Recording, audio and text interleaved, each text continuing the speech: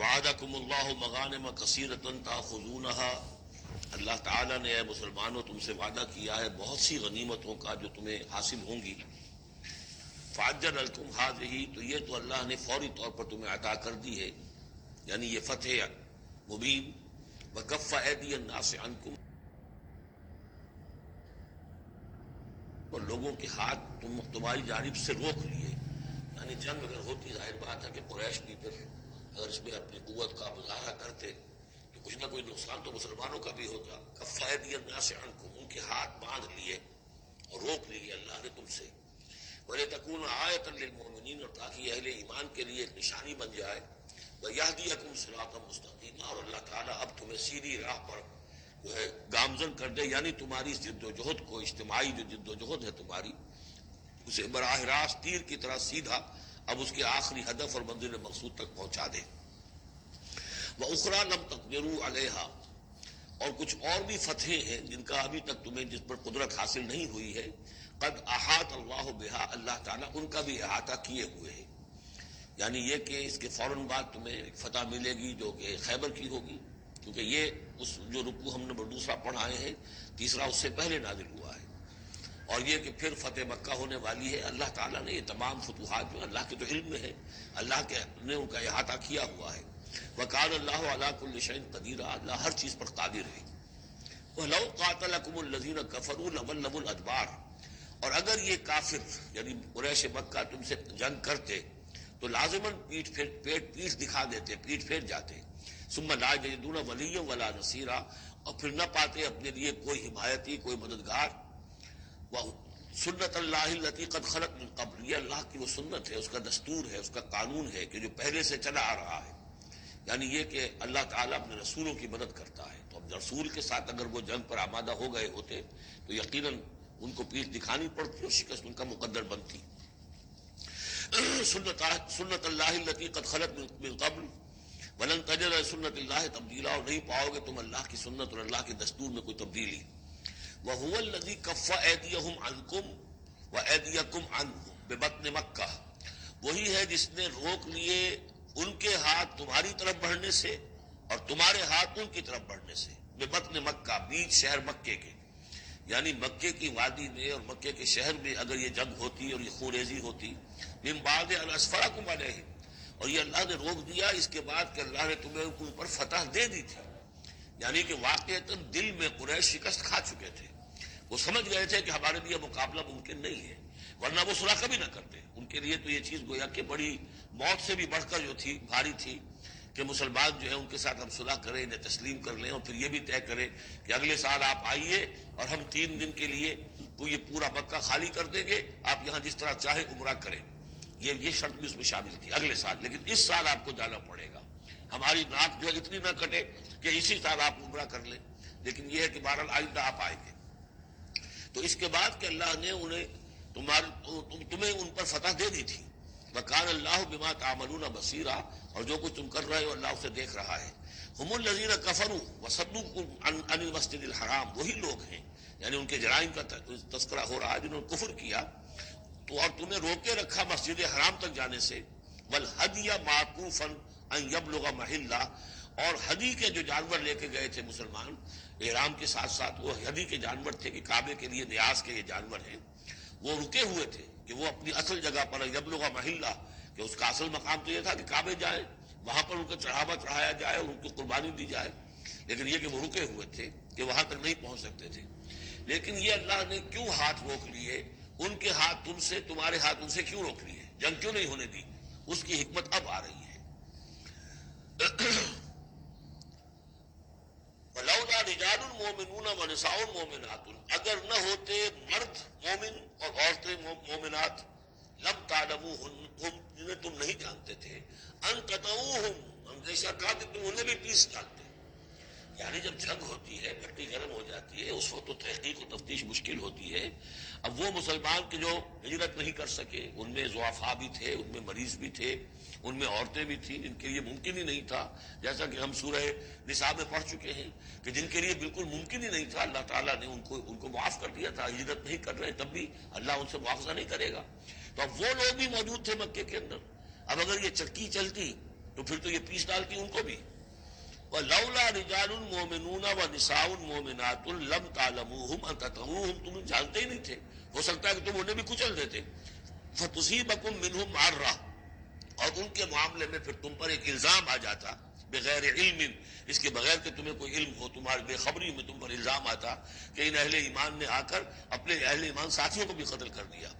لیدخل اللہ فی رحمتہ، اللہ نے اسی لیے روک دیا اس جنگ کو اس وقت اور تمہیں فتح دے دی صلح کی شکل میں، تاکہ اللہ تعالیٰ داخل کرے اللہ تعالیٰ اپنی رحمت میں جس کو چاہے. وَلَوْ تَزَيَّنُوا لَعَذَّبْنَا الَّذِينَ كَفَرُوا مِنْهُمْ عَذَابًا أَلِيمًا، اگر وہ علیحدہ ہو چکے ہوتے، یعنی مسلمان اہل ایمان مرد اور عورتیں جو ہیں جو ابھی تک مقیم ہیں یہاں پر، اگر وہ یہاں سے نکل چکے ہوتے، علیحدہ ہو چکے ہوتے، تو پھر باقی یہاں صرف کفار رہ گئے ہوتے، تو ہم اسی وقت لَعَذَّبْنَا الَّذِينَ كَفَرُوا مِنْهُمْ عَذَابًا أَلِيمًا، تو ان کافروں کو ہم ابھی وہ بدترین عذاب کا مزہ چکھا دیتے. اس جعل الذین کفروا فی قلوبہم الحمیۃ حمیۃ الجاہلیہ، جب کافروں نے اپنے دلوں کے اندر ایک حمیت جو ہے، ایک بڑی غیرت اور حمیت کا معاملہ، لیکن وہ حمیت جاہلی تھی کہ ہم لوگ، اور کیسے ممکن ہے کہ ہم انہیں یہاں پر عمرہ کرنے دیں، یہ لوگ جو بے دین ہو گئے، ان کے اعتبار سے تو بے دین تھے، جو ہم اپنے آبا و اجداد کے دین کو چھوڑ گئے، تو وہ جو نسل پرستی اور قوم پرستی ان میں تھی، اور آبا پرستی تھی، اور اپنی روایت پرستی تھی، اس کے بنا پر حمیت جاہلیت ان کے دلوں کے اندر اتنی کوٹ کوٹ کے بھری ہوئی تھی. اس جعل الذین کفروا فی قلوبہم الحمیۃ حمیۃ الجاہلیہ، انہوں نے حمیت جاہلی کو اپنے دلوں کے اندر راسخ کر لیا تھا. فانزل اللہ سکینتہ علی رسولہ وعلی المؤمنین، اللہ تعالیٰ نے اپنا طرف سے سکون نازل فرما دیا اپنے رسول پر صلی اللہ علیہ وسلم اور اہل ایمان پر. وَأَلْزَمَهُمْ كَلِمَةَ التَّقْوَىٰ، اور اللہ تعالیٰ نے ان پر لازم کر دیا تقویٰ کی بات کو، یعنی اللہ تعالیٰ نے تقویٰ کو ان پر لازم کر دیا. وَكَانُوا أَحَقَّ بِهَا، یقیناً وہ تقویٰ کے زیادہ حقدار بھی ہیں، وَأَهْلَهَا، اور واقعتاً تقویٰ کے اہل ہیں، ان کے اندر تقویٰ موجود ہے. وَكَانَ اللَّهُ بِكُلِّ شَيْءٍ عَلِيمًا، اور یقیناً اللہ تعالیٰ ہر چیز کا علم رکھتا ہے. لَقَدْ صَدَقَ اللَّهُ رَسُولَهُ الرُّؤْيَا بِالْحَقِّ، اب ایک شبہ کا ازالہ ہو رہا ہے کہ کچھ لوگوں کو یہ خیال پیدا ہوا ہوگا کہ رسول کا تو خواب بھی سچا ہوتا ہے اور وہی کے درجے میں ہے. حضور نے ہمیں فرمایا تھا کہ میں نے خواب دیکھا کہ ہم عمرہ کر رہے ہیں تو چلو، اور یہاں ہم عمرہ نہیں کر سکے تو رسول کا خواب جھوٹا ہو گیا. یہ اگر شک کسی کے دل میں پیدا ہوا تو اس کو ظاہر کر رہے ہیں کہ رسول کا خواب جھوٹا نہیں ہوا. یعنی یہ کہ اس میں جب حضور سے پوچھا بھی گیا آپ نے تو فرمایا تھا کہ ہم عمرہ کریں گے، تو آپ نے فرمایا تھا یہ میں نے کب کہا تھا کہ اسی سال ضرور کریں گے، عمرہ کریں گے. چنانچہ اگلے سال وہ عمرہ ہوا. سن 7 میں اسے عمرہ قضا کہتے ہیں، جو صلح حدیبیہ میں طے ہو گیا تھا کہ اگلے سال آپ آئیے عمرہ کیجیے. عمرہ قضا جو ہے یہ عمرہ چونکہ رہ گیا تھا، درمیان میں ہی بند ہو گیا، تو عمرہ قضا، اس عمرے کی قضا اگلے سال جو ہے سن 7 میں آپ نے دی. اور 3 دن تک قریش نے مکے کو خالی کر دیا، پہاڑوں پر چڑھ گئے، اور مسلمان 3 دن تک مکے کے اندر مقیم رہے. انہوں نے اطمینان سے عمرہ ادا کیا. تو فرمایا لقد صدق اللہ رسولہ الرؤیا بالحق، اللہ نے بالکل سچا دکھایا خواب اپنے رسول کو، اس میں قطعاً کسی جھوٹ کا شائبہ نہیں. لتدخلن المسجد الحرام ان شاء اللہ آمنین محلقین رؤوسکم ومقصرین لا تخافون، تم اے مسلمانوں لازماً داخل ہوگے مسجد حرام میں انشاءاللہ پورے امن کے ساتھ، آمنین بے کھٹکے، محلقین رؤوسکم ومقصرین، اپنے سروں کو حلق بھی کراؤ گے اور قصر بھی کراؤ گے. سر منڈوا دینا احرام کھولتے ہوئے یہ گویا کہ حلق ہے، اور چھوٹے بال کر دینا یہ قصر ہے. تو محلقین رؤوسکم ومقصرین لا تخافون، اور تمہیں کوئی اندیشہ نہیں ہوگا. یعنی جو ہو گیا اگلے سال کہ بالکل مکہ خالی، کوئی اندیشہ نہیں، کوئی مڈ بھیڑ نہیں، کسی طرف سے کوئی تانا نہیں، کوئی بری بات بھی سننے میں نہیں آئی، اور وہ سب لوگ جو ہے وہ رہے اپنے پہاڑوں کے اوپر. فعلم ما لم تعلموا، تو اللہ جانتا ہے جو تم نہیں جانتے. فجعل من دون ذلك فتحا قریبا، تو اس کے بعد اللہ تعالیٰ نے ایک بڑی فتح رکھی ہے قریب، یعنی یہ کہ اس کے فوراً بعد اس سے پہلے ورے، اس لیے کہ اس عمرہ قضا سے پہلے فتح خیبر ہوئی ہے. اور بہت جو مغانم کا تذکرہ ہو رہا ہے اس میں جو غنیمت آئی ہے بہت نمایاں، وہ غزوہ خیبر کی ہے. ایک تو یہ کہ یہودیوں کا گڑھ تھا، بہت مالدار تھے. پھر یہاں سے جو گئے تھے 2 قبیلے نکل کر گئے تھے، وہ بھی اکثر ان میں سے وہی آباد ہو گئے تھے، تو وہ ان کی بڑی جمعیت تھی وہاں پر، اور یہودی ویسے مالدار ہوتے ہیں. تو وہاں پہ جو غنیمت ملی ہے مسلمانوں کو، اس کے طرف اشارہ ہو رہا ہے. اللہ تعالیٰ نے اس سے پہلے کہ تم عمرہ قضا ادا کرو، اور جب تم داخل ہوگے مسجد حرام، اس سے پہلے جو ہے اللہ تعالیٰ تمہیں فتح دے گا، نصیب کرے گا. اب وہ آیت آ گئی هو الذی ارسل رسولہ بالہدی ودین الحق لیظہرہ علی الدین کلہ. یعنی یہ جو سلسلہ جا رہا ہے صراط مستقیم سیدھا راستہ کس منزل کی طرف جا رہا ہے؟ دنیا میں مسلمانوں تمہاری جد و جہد کی منزل کیا ہے؟ اللہ کے دین کا غلبہ. اس لیے کہ ہم نے اپنے رسول کو بھیجا ہی اس کام کے لیے. یہ سورہ توبہ میں آیت ہم پڑھ چکے ہیں. فرق صرف یہ ہے کہ وہاں پر تھا هو الذی ارسل رسولہ بالہدی ودین الحق لیظہرہ علی الدین کلہ ولو کرہ المشرکون. یہاں آخری حصہ ہے وکفی باللہ شہیدا.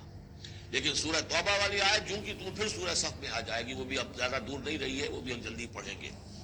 تو اللہ نے تو بھیجا ہے اپنے رسول کو صلی اللہ علیہ وسلم الہدا دے کر، یعنی قرآن حکیم جو ہدایت کاملہ ہے. نو انسان را پیام آخری حامل او رحمت للعالمین. هو الذی ارسل رسولہ بالہدی ودین الحق، اور دین حق دے کر بھیجا ہے. یہ دین کی بات کیجئے. اب دیکھیے الدین ان اقیم الدین، اللہ کے دین کو قائم کرو. ام لہم شرکاء شرعوا لہم من الدین ما لم یأذن بہ اللہ، کیا ان کے شریکوں نے بھی کوئی دین دیا ہے؟ نہیں، اللہ نے انہیں دین حق دیا ہے. اور دین حق اس لیے دیا ہے کہ اسے غالب کرے کل کے پورے نظام زندگی کے اوپر، پورے نظام زندگی پر. وہی ہے جس نے بھیجا ہے اپنے رسول کو صلی اللہ علیہ وسلم بالہدا، ہدایت دے کر، قرآن دے کر، ودین الحق، اور سچا دین، حق دین، عادلانہ نظام زندگی دے کر، لیظہرہ علی الدین کلہ، تاکہ وہ غالب کرے اسے کل کے کل نظام زندگی پر. وکفی باللہ شہیدا، اور کافی ہے اللہ مدد کے لیے. عام طور پر ترجمہ یہاں پر گواہ کا کیا گیا ہے، آپ نے دیکھا ہوگا، لیکن یہاں اس لفظ شہید کا مطلب جو مدد کے ہے. اس کے لیے یہ کہ نوٹ کیجئے جو سورہ بقرہ کے تیسرے رکوع میں آیا تھا فَإِن كُنتُمْ فِي رَيْبٍ مِّمَّا نَزَّلْنَا عَلَىٰ عَبْدِنَا فَأْتُوا بِسُورَةٍ مِّن مِّثْلِهِ وَادْعُوا شُهَدَاءَكُم مِّن دُونِ اللَّهِ إِن كُنتُمْ صَادِقِينَ. بلا لو اپنے مددگاروں کو اللہ کے سوا اگر تم سچے ہو. تو چونکہ اصل میں شہیدہ کے معنی تو ہے حاضر ہونا. شہیدہ یشہد، کسی کی موجودگی اور حاضری. جو موجود ہوتا ہے وقوع پر وہی صحیح گواہی دینے کا ہے، اس لیے اس کے معنی گواہی کے پیدا ہو گئے. اور جو موجود ہو وہی آپ کی مدد بھی کر سکتا ہے، اس لیے اس کے معنی مددگار کے بھی ہے. آپ کا کوئی دوست ہے، بڑا آپ کا بھائی خواہ ہے، لیکن جب آپ پر کچھ ستم ہو رہا تھا، ظلم ہو رہا تھا، زیادتی ہو رہی تھی، وہ موجود ہی نہیں تھا بیچارہ، وہ کیا کرے گا؟ آپ کی مدد نہیں کر سکتا. تو مددگار بھی معنی ہے لفظ شہید کے.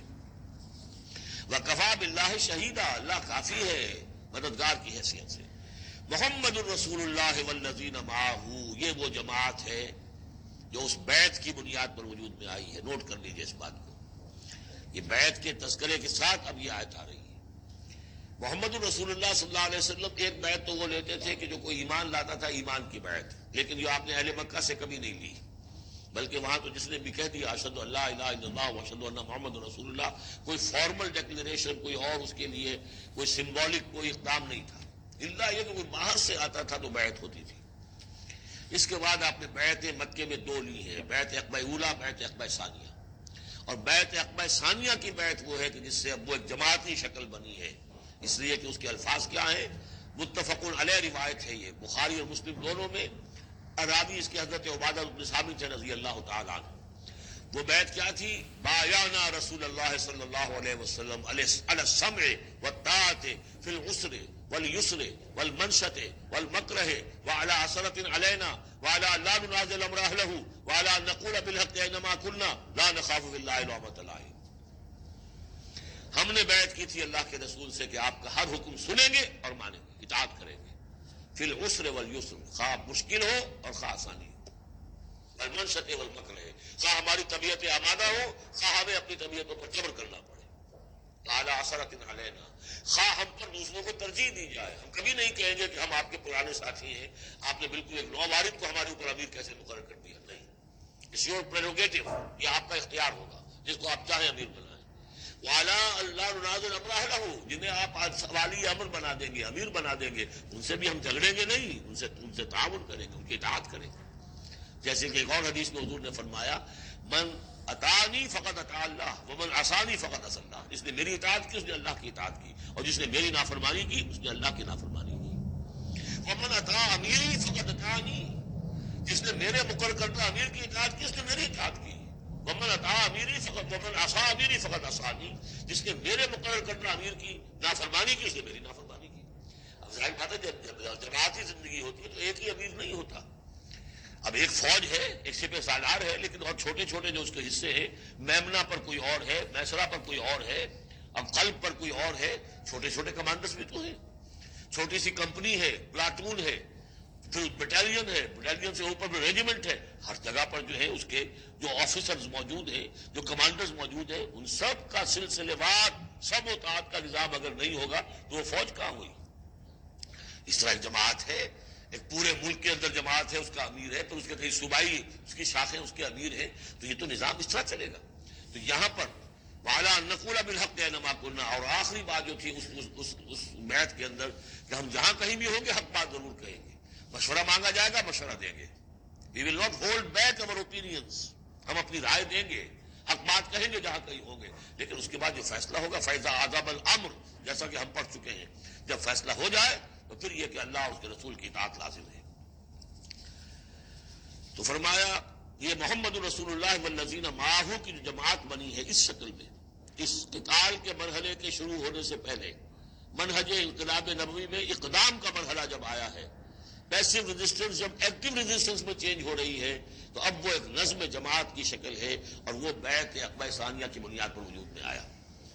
محمد رسول اللہ والذین معہ اشداء علی الکفار رحماء بینہم، اللہ کے رسول، یہ اس میں دو طرح ترجمے اس کے کیے جاتے ہیں، محمد اللہ کے رسول ہے، یہ ایک جملہ پورا ہو گیا، والذین معہ اشداء علی الکفار رحماء بینہم، اور جو ان کے ساتھ ہے وہ کافروں پر بہت بھاری ہے اور آپس میں بہت رحم دل ہے۔ اور ایک ترجمہ یہ بھی ہے کہ محمد رسول اللہ والذین معہ، یہ سب مل کر مبتدا بنی، اللہ کے رسول محمد اور جو ان کے ساتھ ہیں، ان سب کی شان یہ ہے کہ اشداء علی الکفار رحماء بینہم، وہ کفار کے حق میں بڑے سخت ہیں لیکن آپس میں بہت رحم دل ہے، رحیم ہے، شفیق ہے۔ یہ ہم پڑھ چکے ہیں سورہ مائدہ میں بھی، اذلۃ علی المؤمنین اعزۃ علی الکافرین، اہل ایمان کے حق میں وہ بہت ہی نرم خو ہو، حلقہ یاراں تو بریشم کی طرح نرم، رزم حق و باطل ہو تو فولاد ہے مومن۔ یہ شان جو ہے بندہ مومن کی قرآن مجید میں دو جگہ آئی ہے۔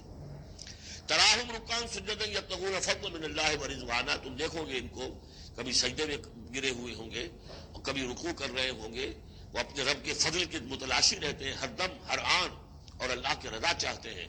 سیماہم فی وجوہہم من اثر السجود، اور ان کی جو نشانی ہے وہ ان کے چہروں میں جو اثرات پیدا ہوتے ہیں سجدے سے۔ سجدے سے عام طور پر تو خیال یہ ہوتا ہے کہ یہی جو گھٹا پڑ جاتا ہے یہی سجدے کا نشان ہے، لیکن اس کے علاوہ بھی نمازیوں کے چہرے میں ان کی نماز کی ایک کیفیت ہوتی ہے، ایک نورانیت ہوتی ہے کہ جو ان کے چہروں کے اندر موجود ہوتی ہے۔ ذالک مثلہم فی التوراۃ، یہ ہے ان کی مثال اور تمثیل جو تورات میں آئی تھی، وہ مثلہم فی الانجیل، اور انجیل میں جو ان کی مثال دی گئی تھی وہ یہ ہے کزرع اخرج شطأہ، جیسے ایک کھیتی وہ اپنا پٹھا نکالتی ہے، فآزرہ، پھر اسے گاڑھا کرتی ہے، فاستغلظ، اور فاستویٰ، اس کو مضبوط کرتی ہے، پھر اسے گاڑھا کرتی ہے، فاستویٰ علی سوقہ، پھر اپنی نال پر کھڑی ہو جاتی ہے۔ چھوٹی سی کوئی کوپر پھوٹتی ہے، پھر وہ بڑھتی ہے، نرم سی ہے، پھر ذرا اس کا جو تنا بنتا ہے اس کے اوپر پھر کھڑی ہو جاتی ہے سیدھی۔ یہ جس طریقے سے درجہ بدرجہ یہ جو زراعت ہو رہی ہے، یہ کھیتی ہو رہی ہے، اس کا نتیجہ کیا نکلتا ہے؟ یعجب الزراع، جو زراعت کرنے والا ہے، جو کاشتکار ہے، اسے بڑی بھلی لگتی ہے۔ آیا آج دیکھا اپنی کھیتی کو اپج آئی ہے، نکل آئی ہے، اس کے بعد یہ کیا بڑھ رہی ہے، پک رہی ہے، اب کھیتی لہرا رہی ہے، اس کے اوپر سٹھے آ گئے ہیں۔ یعجب الزراع لیغیظ بہم الکفار، تاکہ اس سے دل جلے کافروں کا۔ اب یہاں اس سے واضح ہو گیا یہاں زراع کون ہے؟ یہ کھیتی صحابہ کرام کی کھیتی ہے جو پھل رہی ہے، پھول رہی ہے، اور اس کا کاشتکار کون ہے؟ محمد الرسول اللہ صلی اللہ علیہ وسلم۔ حضور کے ساتھ آپ کو معلوم ہے کہ جب انتقال ہوا ہے ابو طالب کا تو وہ مشکل 125 آدمی تھے، 150 آدمی تھے۔